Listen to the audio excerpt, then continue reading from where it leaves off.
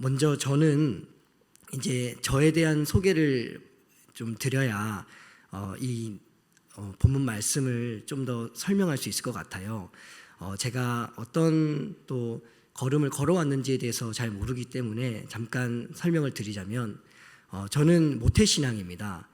예수 그리스도를 사실 마음속에 인격적으로 영접하게 된 것은 사실 군대에서였는데요. 이전까지는 제가 교회는 나갔으나 마음에 예수님을 내 구주로 주인으로 생각하지는 않았었습니다.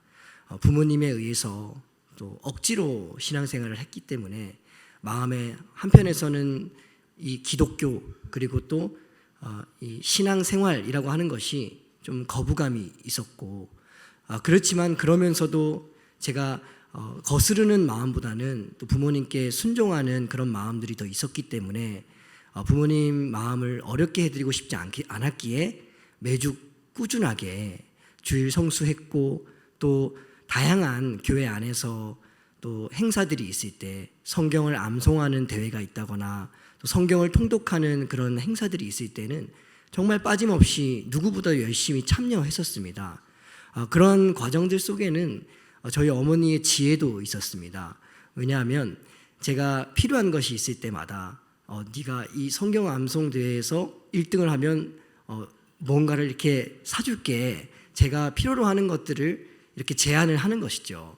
그래서 또 순진한 마음에 열심히 밤 늦게까지 성경을 외우기도 하고 읽기도 하고 하면서 그렇게 또 어머니에게 또 선물을 받기도 하고 그렇게 신앙생활을 했던 것 같습니다.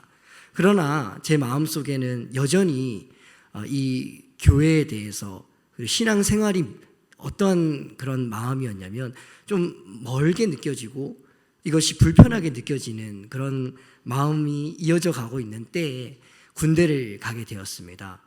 그런데 그 군대에서 제가 예수님을 영접하게 되었는데 어떤 과정이 있었냐면, 한날은 저의 이 동기생이었는데 그 동기생이 그런 질문을 하는 거예요. 제가 군대 안에서도 일주일에 한 번씩 꾸준하게 교회를 나가고 있잖아요. 그러니까 당연히 제가 예수님을 믿는다고 생각을 하고 물어본 것 같아요. 하늘아, 네가 일주일에 한 번씩 교회도 성실하게 나가고 하는데, 그런데 너 만약에 오늘 밤에 네가 죽게 되면 천국에 갈 수 있을 것 같니? 하는 그런 질문을 하는 거예요. 사실 근데 이 질문이 성장 환경 속에서 교회에서 많이 들어보던 질문이긴 하거든요. 근데 그날은 뭔가 그 질문이 제 마음 가운데 부딪혀 오는 거예요. 평상시에는 그렇지 않았는데 그 질문이 그날 밤에 계속 생각이 나고 그리고 잠이 오지 않는 거예요. 그래서 이게 뭔가, 근데 왜 그런 불편함과 또 생각이 나는 그런 마음이 들었냐면, 그렇지 못할 것 같다는 생각이 들었습니다. 오늘 밤에 만약에 내가 죽는다면 나는 천국에 갈 수 없을 것 같아 라는 결론이 저에게 생겼기 때문에 제 마음이 불안하고 불편하고 계속해서 그 질문이 떠오르게 되었던 것입니다. 그래서 군 생활을 하면서 여러 가지 어려운 일들이 많이 있었습니다. 작업을 하다가 혹은 훈련을 하다가 죽을 뻔한 일들이 있고, 그런 어려운 일들이 생겨지다 보니 제 마음이 가난해지고 뭔가 진짜 군대에서도 내가 죽을 수도 있는 그런 상황들이 계속 있으니까 내 믿음을, 내 신앙을 제대로 한번 점검을 하면서 넘어가야겠다. 그러면서 그러는 과정들 속에서 제가 군종병이 되었습니다. 군대에서 군종병이 되면 군종병 집체교육이라고 해서 4박 5일 동안 우리로 치면 수련회를 하는 거죠. 군종병들을 다 이렇게 한 군데 모이게 해서 4박 5일 동안 집중해서 찬양하고 기도하고 말씀을 듣는 그런 시간들이 이어져 가는 그런 군종병 집체교육이 저에게 또 찾아오게 된 거죠. 그때 제 마음속에 이때 나도 예수님을 꼭 만났으면 좋겠다. 내가 그동안엔 20년 넘게를 교회를 나가긴 했지만 마음에 진짜 예수님을 믿지는 않았잖아. 그러니까 이 집체교육 때 내가 진짜 예수님을 믿었으면 좋겠다. 그래서 이 집체교육 때 한 밤에 제가 기도를 하는데, 주님, 오늘은 제가 예수님을 만나지 않으면 저 숙소로 돌아갈 수가 없습니다. 그런 진실한 마음으로 새벽 한 2시까지 기도하는 일이 있었습니다. 그렇게 기도하다가 그날 새벽에 주님이 저를 만나 주신 것입니다. 근데 저는 예수님을 그때 딱 만나고 났더니 제가 예수님을 만났다는 사실을 어떻게 알았냐면, 이제 집체교육 4박 5일이 끝나고 나면 부대로 다 돌아갑니다. 이제 군종병들이 사명감을 가지고 이제 우리 군 장병들을 예수님께로 인도하자, 그런 특명을 받고 돌아가는 것이죠. 저는 이제 2중대 52연대 2중대 2소대였는데 제가 강원도 인제에서 군 생활을 했습니다. 12사단이었는데요. 12사단 52연대 그리고 2중대 1대대 2중대 2소대였는데, 제가 돌아가서 이제 2중대는 어떻게 보면 하나님께서 저에게 맡겨주신 그런 부대다, 이런 마음으로 돌아왔는데, 제가 예수님을 만났는지 안 만났는지 이것을 어떻게 알았냐면, 제가 스스로가 안 게 아니라 제 주변에 있는 사람들이 먼저 알아보기 시작했습니다. 왜냐하면 처음에는 돌아갔는데 저는 제가 바뀐 게 없다라고 생각을 했는데, 제 주변에 있는 사병들이 뭔가 좀 달라졌다는 거예요. 저의 눈빛이 달라지고, 저의 말이 달라지고, 저의 표정이 달라지고, 저의 어떤 하나하나의 그런 모습들이 달라졌다는 것을 이야기해 주는 것입니다. 그래서 저는 제가 달라졌다는 사실을 그때 안 것입니다. 그러면서 기도하면서도 제 안에 주님이 내주하고 계시다는 사실을 하나씩 하나씩 순차적으로 알게 해주셨는데, 부대 안에서 주님께서 저에게 비전을 주시는데, 처음 예수님을 만나고 영접할 때에 이런 비전을 받아도 되는가 싶은 그런 비전을 주신 것입니다. 그게 뭐였냐면, 선교사 100명을 파송하라 라고 하는 그런 사명을 받게 된 것입니다.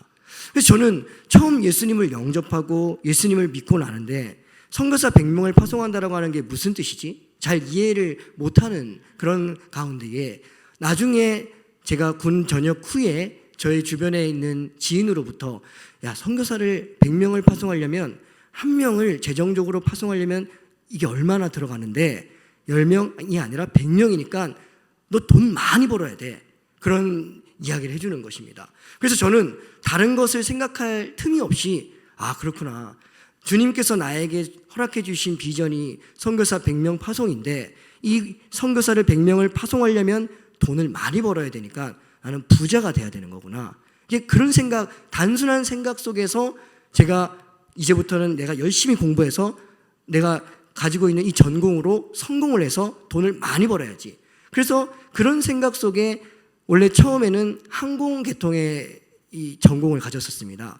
항공전자공학을 전공했는데, 이 전공을 가지고서 어떤 레이더 업체에서 일을 시작했습니다. 레이더 업체에서 일을 시작하면서 이 정도 가지고는 안 되겠어. 내가 미국으로 유학을 가서 거기서 학위도 취득하고 국제 항공기 정비사 자격증을 따서 그것을 가지고서 내가 좀 더 많은 돈을 벌어서 정말 하나님께서 주신 비전을 이뤘으면 좋겠어. 그런 마음으로 미국 유학을 준비했습니다. 그러던 중에 미국을 가야겠다라고 하는 가운데 그 과정 속에서 주님께서 저희 교회에서 단기 선교를 준비한다는 이야기를 듣게 된 것입니다. 중국으로 단기 선교를 가게 되었는데, 잠깐 2주 정도 다녀오는 그 비전 트립이었죠. 중국 서안으로 단기 선교를 떠나게 되어서 하루하루 지내는데, 어떤 날은 아침에 하나님 말씀을 묵상하는데, 그 말씀에서 하나님께서 저에게 그런 마음을 주시는 거예요.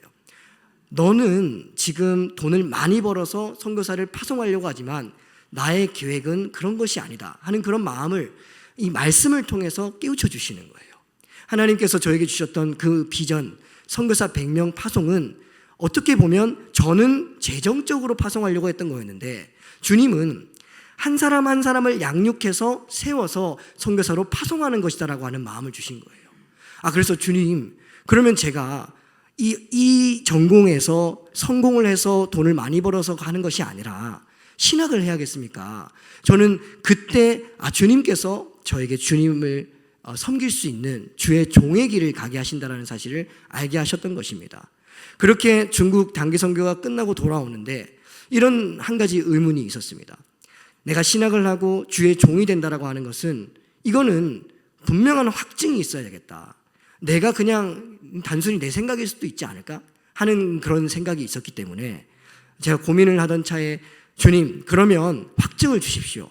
제가 분명한 이 주님의 종, 정말 이 좁은 문 좁은 길, 정말로 하나님께서 세우고자 하시는 이 자리에 서겠다고 하는 것에 있어서 저의 생각이 아니라고 한다면 다른 사람을 통해서 분명한 주님의 음성을 또 들려주십시오. 그렇게 기도를 하고 한국으로 귀국해서 들어와 있는데 얼마 지나지 않아서 당시의 김해 제1교회의 담임 목사님으로 있으셨던 안용식 지금의 원로 목사님이신데요.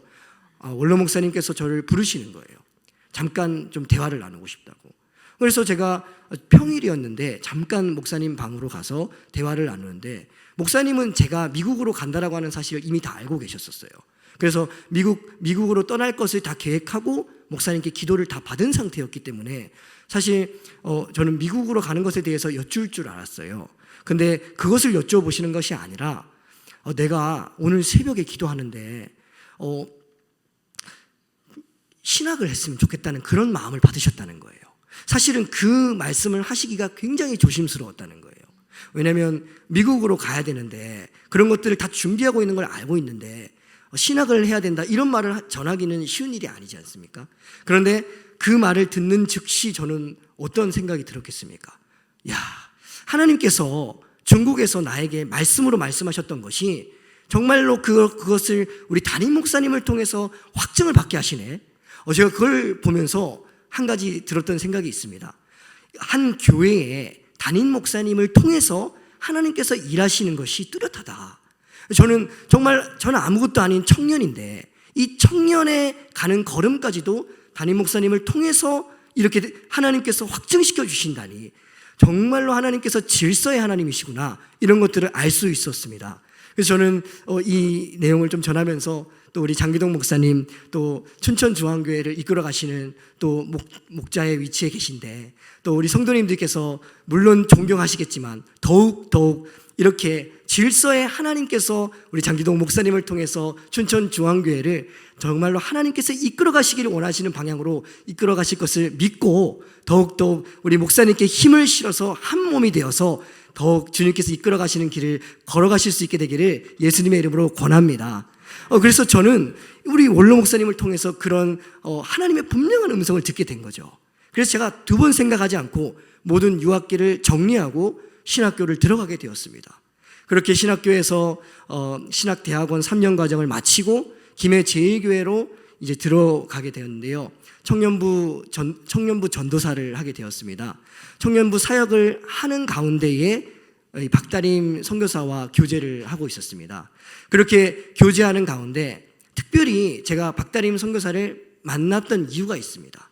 다른 것이 아니라 대화를 하는 가운데 주님께서 저에게 허락해 주셨던 선교의 그 비전이 정말 어떻게 보면 혼자서 되는 것이 아니지 않습니까? 이제 앞으로 만나서 결혼을 하고 함께 가정을 일구어서 나가는 길에 있어서 같은 비전이 없는데 어떻게 걸어갈 수 있겠습니까? 그런데 박다림 선교사와 대화를 나누는데 정말 하나님께서 선교에 대한 그런 마음을 같이 부어주시는데 이 길을 혼자가 아니라 이제는 한 몸을 이뤄서 한 가정이 되어서 선교의 그런 지경이 넓어지겠구나 하는 그런 분명한 비전을 보여주시는 거예요. 그래서 결혼을 하기로 확실히 딱 결정을 하고 우리 장기동 목사님께서 오셔서 또 기도도 해주셨었는데 그렇게 2023년도 2월달 작년 2월이죠. 결혼을 하고 3월 달에 바로 교단 선교사 훈련원을 들어가게 되었습니다. 교단 선교사 훈련원에서 7개월의 과정을 잘 이렇게 마치고 나서 이제는 페루라고 하는 나라를 하나님께서 또 마음에 허락해 주셔서 준비하고 있는데요. 잠깐 PPT를 좀 띄워주시면 감사하겠습니다. 우리 잠깐 말씀 부분을 좀 먼저 좀 띄워주시면 감사하겠습니다. 네, 우리 요한복음 4장 14절 말씀 한 번 더 같이 읽도록 하겠습니다. 내가 주는 물을 마시는 자는 영원히 목마르지 아니하리니 내가 주는 물은 그 속에서 영생하도록 솟아나는 샘물이 되리라. 아멘. 이 말씀을 보시면 저는 이 말씀을 통해서 하나님께서 저에게 주시는 분명한 비전이 있었는데요. 저에게 있어서 먼저 참 주님이 주시는 그 물을 마셨기 때문에 이 물이 무엇인지를 저희가 알지 않겠습니까? 사실 주님을 영접하기 전에, 예수님을 알기 이전까지는 제 나름대로 제가 퍼다먹는 물이 있었습니다. 이런저런 제가 돈을 통해서라든지 혹은 취미 생활을 통해서라든지 아니면 제가 하고자 하는 그런 어떤 그런 계획과 일들 속에서 그 물을 마시려고 했었습니다. 그런데 그 물은 어딘가는 부족하고 먹고 나면, 마시고 나면 그 마음이 공허해지는 것을 느낄 수 있었습니다. 그래서 이거는 아닌데 하면서 주님, 이 요한복음 4장 14절에 수가성 여인이 어떻게 보면 영원히 목마르지 않는 샘물을 마셨을 때 주님을 온전히 증거할 수 있었던 것처럼 저도 예수님을 정말 예수님이 허락해 주시는 영원하도록 목마르지 않는 영생하도록 솟아나는 샘물을 마시게 하여 주옵소서, 그런 기도를 하는 때가 있었는데요. 정말로 이 물이 이 여인에게는 5 남편이 있었다라고 이야기하지 않습니까? 첫 번째 남편, 아마도 이 여인은 남편을 통해서 이 마음에 채워지지 않는 공허함을 채우려고 했던 것 같아요. 그런데 그 첫 번째 남편도 안 되니 이혼하고 두 번째 남편을 통해서 채워보려고 했었습니다. 그것도 안 되니 세 번째, 네 번째, 5번째까지 가도 안 되었던 것입니다. 그때 이 여인은 사실 절망이 있었을 거라고 생각합니다. 이 세상에는 내 마음속에 이 허덕이는 공허한 마음을 채워줄 수 있을 그런 것이 없구나. 그러던 찰나에 정말 땅끝에 선 심정이 되어져 있을 그때 우리 예수님께서 이 한 여인을 만나 주시기 위해서 굳이 사마리아 땅을 지나가지 않으셔도 되는, 오히려 유대인으로서 사마리아 땅을 지나가면 안 되는 그런 상황에서도 이 한 여인 만나 주시고자 지나가는 길에 이 여인을 만나서 하셨던 말씀이 바로 이 말씀인 것입니다. 네가 지금까지는 네 마음대로 이것저것 먹고 마시고 하면서 네 공허한 마음을 채우려 했지만 너 안 됐잖아. 5 남편이 있을 때까지도 안 됐잖아. 이제는 그런 것 보지 말고 마시지 말고 내가 영원하도록 솟아나는 샘물이 되는 물을 주니니 이걸 마셔라. 그때 이 여인은 복음을 맞이하게 된 것입니다. 저에게도 있어서 이러저러한 것들을 통해서 정말 채워보려고 했지만 안 채워지는 것들, 그리고 또 정말 그런 것들이 채워지지 않으니까 염려 속에 사로잡혀 있지 않겠습니까? 당장 내일은 어떻게 살까? 당장 1년 뒤에는 어떻게 할까? 당장 10년 뒤에는 어떻게 할까? 그런 공허함과 그러한 막연함과 불확실함 속에서 괴로워할 그때 정말로 예수님이 영생하도록 솟아나는 샘물을 허락해 주셨을 때 제 안에는 정말 솟아나는 샘물이 되는 주님의 생명수를 느낄 수 있었던 것입니다. 이것을 느꼈을 그때에 제가 생각했던 것이 하나 있었습니다. 주님, 이 물을 저만 어떻게 마실 수 있겠습니까? 주님께서 저에게 허락해 주셨던 그 비전을 기억하면서 아직도 주님을 알지 못하고 아직도 목말라 하는, 정말 그 영생하도록 솟아나는 샘물을 필요로 하는 그들이 있는 땅으로 가겠습니다. 그러면서 선교에 대한 그런 비전을 하나씩 주님 앞에 기도로 준비해 갔는데요. 우리 또 PPT를 한번 좀 띄워주시겠습니까? 네, 37절에 보면 그것이 강과 같이 흘러나오리라. 제 안에 있던 그 영생하도록 솟아나는 샘물이 주님 어떻게 이걸 저 혼자 마시겠습니까? 할 그때 주님께서는 이 말씀을 통해서 그 샘물이 솟아나서, 너무 풍성하다 보니까 솟아나서 흘러가리라. 근데 그게 강처럼 흘러가리라. 여러분, 강의 특성이 뭔지 아십니까? 강은 거침이 없습니다. 막을 자가 없습니다. 흘러가면 그곳이 그냥 길이 되는 것입니다. 그것이 흘러가는 곳에 그냥 하나의 문명을 만들어내버리지 않습니까? 강력한 힘이 있습니다. 이런 생명수의 강이 온 세계 열방으로 흘러가기를 주님께서는 원하고 계시다는 것이죠. 우리 다음 PPT 넘겨주시면 감사하겠습니다. 5장 14절 15절 말씀 제가 한번 읽어보도록 하겠습니다. 그리스도의 사랑이 우리를 강권하시는도다. 우리가 생각하건대 한 사람이 모든 사람을 대신하여 죽었은즉 모든 사람이 죽은 것이라. 그가 모든 사람을 대신하여 죽으심은 살아있는 자들로 하여금 다시는 그들 자신을 위하여 살지 않고 오직 그들을 대신하여 죽었다가 다시 살아나시는 이를 위하여 살게 하려 함이라. 그렇게 제가 예수님을 만나고 제가 예수님께로 가까이 가면 갈수록 그 그리스도의 사랑이 저를 사로잡기 시작하는 것입니다. 여러분, 그 사랑이 사로잡는다고 하는 것을 최근에 제가 묵상하는데 이런 마음을 주님이 주시는 거예요. 정말 어떤 사랑이 있다라고 하면 불가능해 보일 것도 해내는 거예요. 최근에 제가 유튜브 영상을 하나 봤는데 어떤 분이 68세 그런 노인, 거의 이제 노인으로 가시는 분이신데 연세가 있으시잖아요. 그런데 이분이 운동을 너무 열심히 하는 거예요. 하루 종일 운동을 하실 만큼 운동을 열심히 하시는 거예요. 그런데 왜 그렇게 운동을 열심히 하십니까? 물어봤는데 그분이 답을 안 하세요. 그러니 이것을 인터뷰하는 분이 집을 찾아가시는 거예요. 그래서 집에 갔더니 혼자 사시는 거예요. 그런데 이렇게 집에서도 계속 운동을 하는데 그 어떤 시간에는 갑자기 옷을 막 깔끔하게 차려입더니 갑자기 본인의 아내를 만나러 가야 된다는 거예요. 그래서 어디로 가나 지켜보고 있는데 갑자기 영상통화를 하면서 그 영상에 이제 뜨는 그런 화면을 보니까 본인의 아내분이 요양병원에서 움직이지도 못하고 그렇게 말도 못하는 채로 누워있는 거예요. 환자로. 그런데 이 아내분을 영상통화에서 이렇게 보는데 당신 사랑해 이렇게 하는데 그게 사랑이 막 느껴지는 거예요. 한마디 말도 못하는데 내가 당신 사랑하는 거 알지? 알면은 고개 한번 끄덕거려 봐 하는데 그게 막 사랑이 느껴지는 거예요. 그런데 이제 그 뒤에 이제 전화를 끊고 나서 그분이 설명을 해주는데 그런 말씀을 하시는 거예요. 내가 왜 이렇게 운동을 열심히 하는지 아십니까? 저는 사실 아내와 함께 차를 타고 가다가 교통사고를 당했습니다.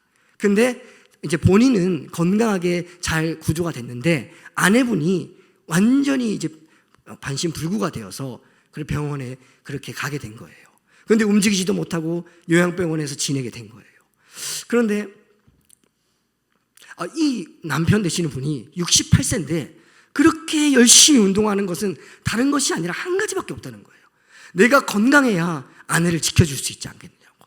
이제는 아내를 그렇게 되지 않게끔 만들어주고 싶다고.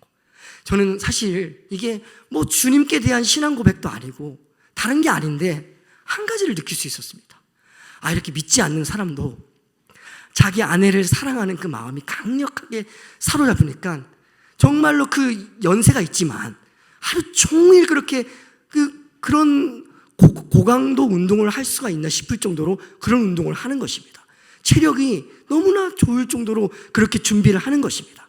그때 저에게 주님께서 말씀해 주시기를 이것이 사랑이다라는 그런 메시지를 주셨는데 그리스도의 사랑의 강권함을 받는다라고 하는 것이 무엇인지를 깨닫게 되었습니다.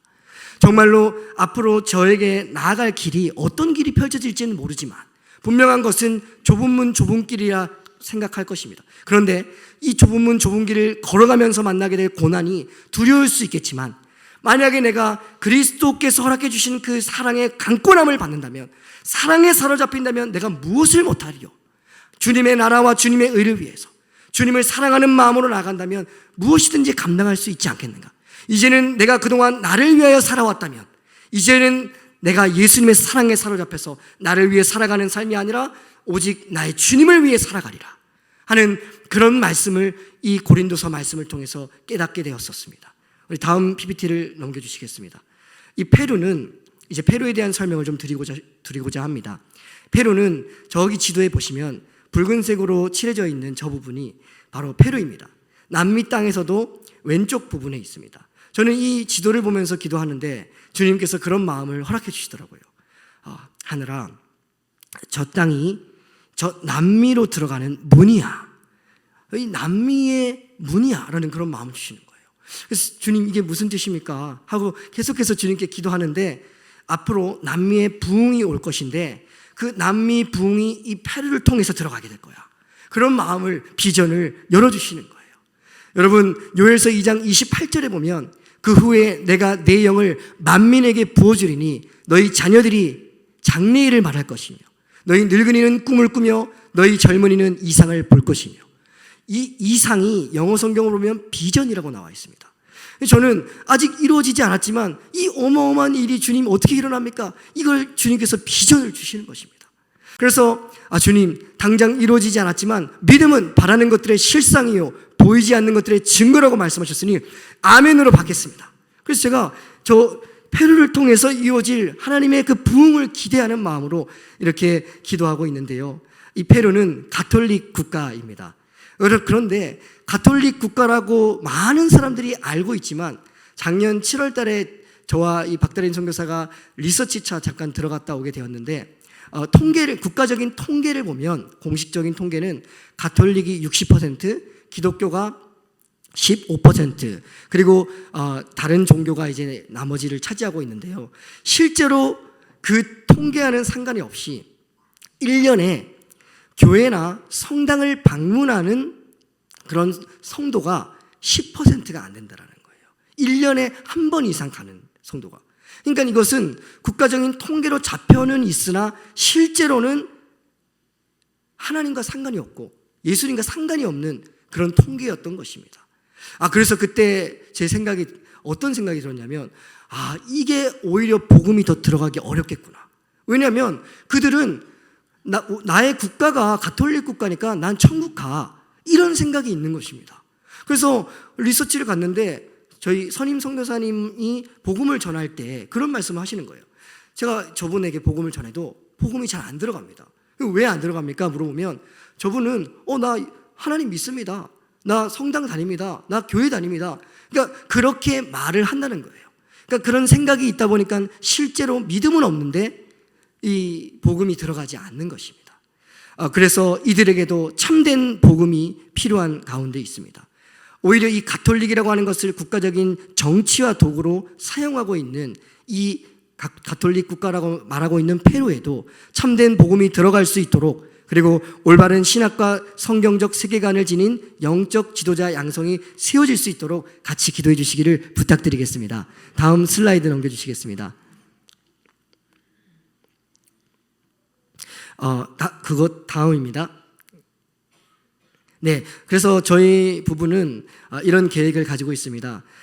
먼저 첫 번째로는 일단 언어와 문화 적응 훈련이 중요하지 않겠는가. 그 땅은 지금 한반도보다 6배 더 큰 그런 영토를 가지고 있는데요.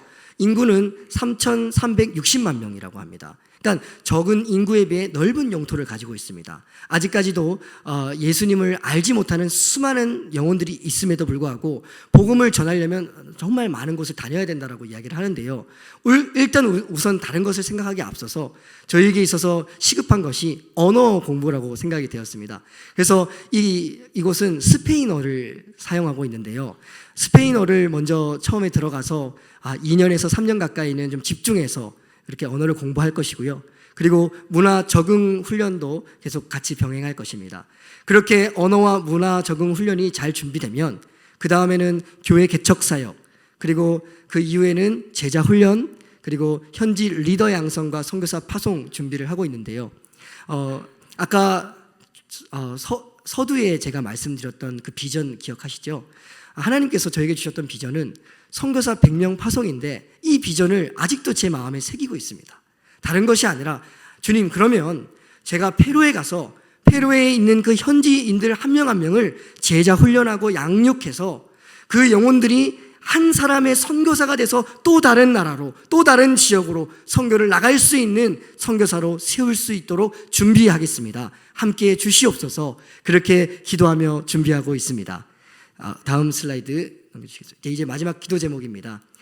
이 기도 제목을 저희가 말씀을 보면서 하나하나 주님께서 허락해 주신 것인데요. 우리 한번 5가지인데 같이 한번 읽도록 하겠습니다. 날마다 자기를 부인하고 자기 십자가를 짊어지는 선교사가 되게 하소서. 언제나 주님의 부르심을 잃지 않고 겸손히 주님과 동행하게 하소서. 페루를 두르고 있는 모든 견고한 진을 파하시고 참된 복음이 들어가게 하소서.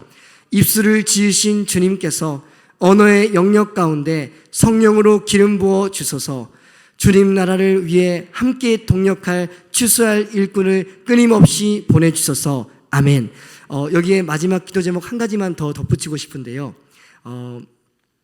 선교사 훈련원에 처음 들어갔을 때 이제 결혼한 지 한 달, 2달밖에 안 됐지 않았습니까?